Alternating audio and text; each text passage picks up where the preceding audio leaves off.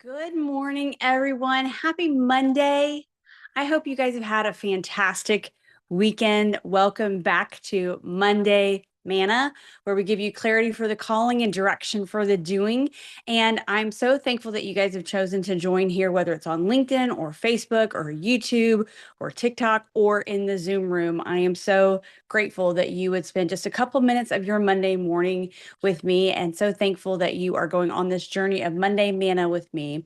So some of you have been a part of the Monday 9 at 9, where I was bringing you 9 minutes of business tips and motivation every Monday morning. And I'm still doing that, but it's now being called Monday Manna. And I'm really gearing it towards biblical principles that you can use in your business and in your life to give you the clarity for the calling that God has on your life and direction for the doing, whether it's in ministry or in the marketplace.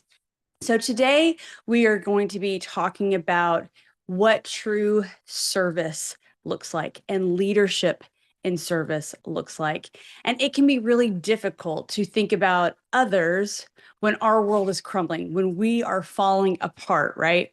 And in the middle of a crisis, or if you're just simply not feeling great, often it's hard to look outward and see the needs of other people and think about them when your world is falling apart.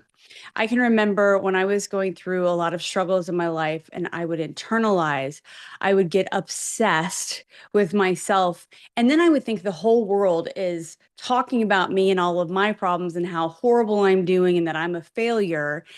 And as we all know, it turns out not really as many people are thinking about you as you think they are. And most people have their own stuff going on and they're not paying attention to your stuff, right? And it was in these moments that God really started to come and get me and challenge me about how I was looking, not just at my situation, but the situations in others. And he really shared with me that in order to fix myself, I do need to look outward. I do need to look for those who are in need and be there for them despite what they are going through and despite what I am going through. And what I found was that the more I would allow myself to get over myself and my moment of setback, the faster I started to feel better about my situation. It's funny how that happens, right? Mark 10:45 says, "For even the Son of Man did not come to be served, but to serve and to give his life as a ransom for many." I wonder, as a leader, my friend, how often the setbacks or the challenges you face are preventing you from seeing the needs of others, especially those on your team. Keeping those blinders on to the world and to the people around you when you are hurting or when you're needing an answer, it prevents you from being the light God called you to be in your world. He did not say only be a light and serve when it's convenient or when you're feeling happy or confident or settled or excited about your life. He calls us to serve regardless of our circumstances.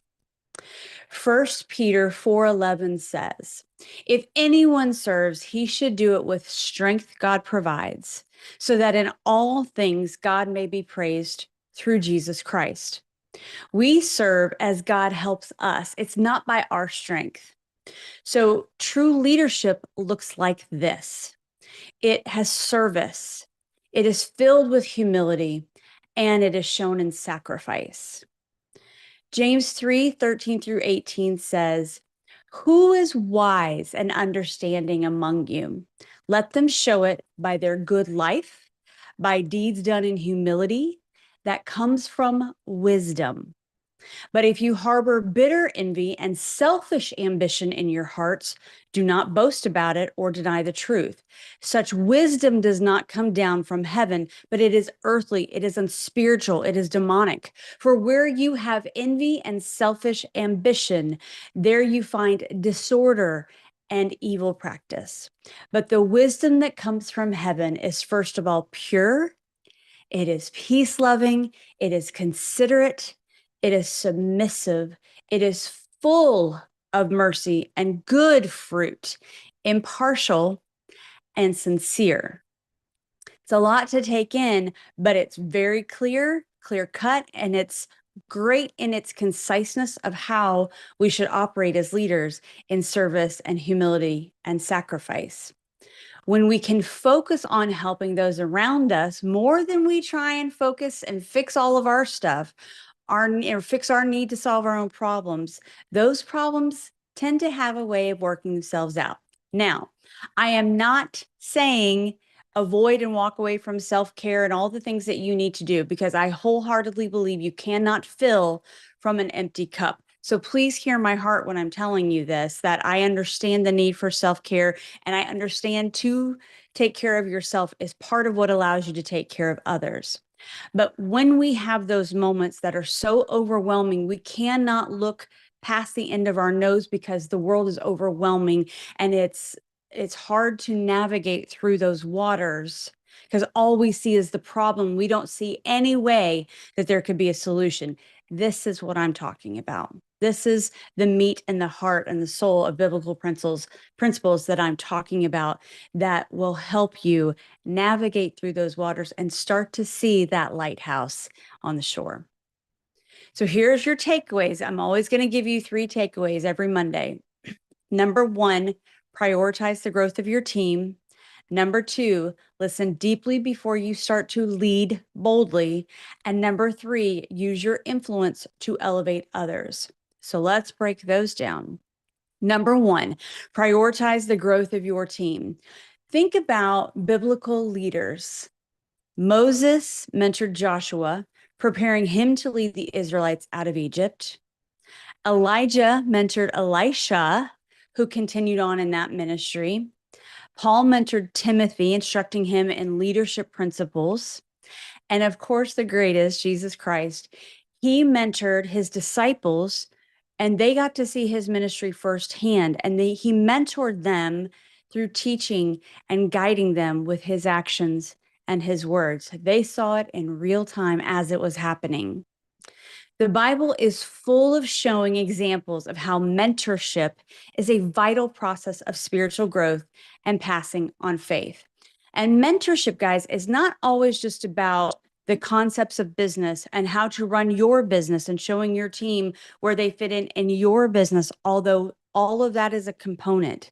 But it's also teaching them and showing them and sharing with them how to be better people, how to be better fathers and husbands and wives and mothers and friends and community people, and to serve others and to see the world around them in a different way. That also is part of mentorship. So, how can you do that as a leader? How do you prioritize your team as a leader? It is through that mentorship, and 3 aspects of that mentorship. How is your communication? How is your clarity? And how are you doing consistently? How is your communication? How is your clarity? And how is your consistency? Okay. Number 2, listen deeply before you start to lead boldly. You guys know I'm all about lead boldly, live fully. But we have to know how we need to lead in that given moment. And we can't know how to lead and where to lead if we don't know what's happening around us because we're too busy paying attention to ourselves, or what the status is of your people if you never stop by their desk and ask them how they're doing or what's going on in their world outside of what the report is telling you their activity is. Where's their head at? What are they thinking? Do they know where they fit into the big picture of your corporation? Do they know the overall why of the organization? If you don't talk to your people, you won't know how to lead them. The feedback loop has to include you, okay? And number 3, use your influence to elevate others. So much of what you see online is cringy, I know.